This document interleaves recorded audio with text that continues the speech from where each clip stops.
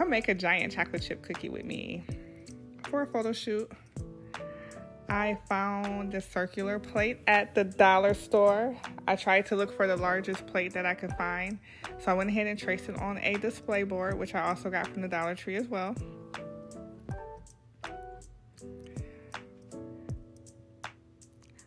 After that, I went ahead and created some zigzag lines just because I wanted to look like someone actually bit into the cookie.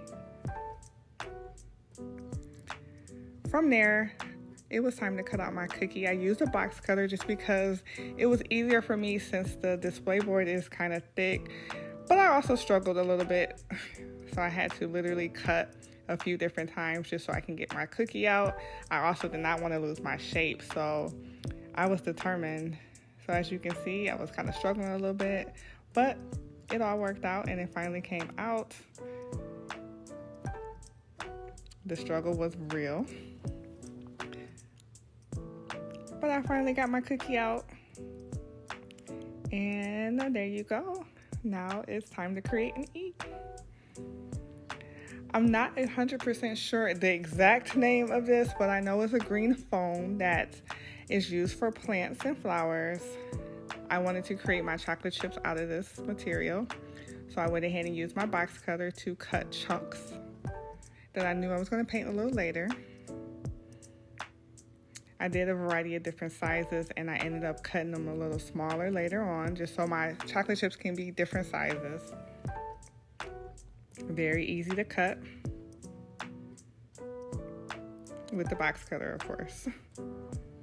And there you have it. Look at my chocolate chips before painting. This is the paint I use for my base of my cookie. And I use this brown spray paint that I have used for every project to paint my chocolate chips. I use gaps and cracks to form the base of my cookie. I was very excited about this part because I was amazed how it was coming out. And it was just fun squeezing this material onto this base. So I really enjoyed this part of it. And then I let it sit and dry for a little bit. I mixed a little brown with my tan just because I wanted my cookie to actually be more of a brown color versus a light tan.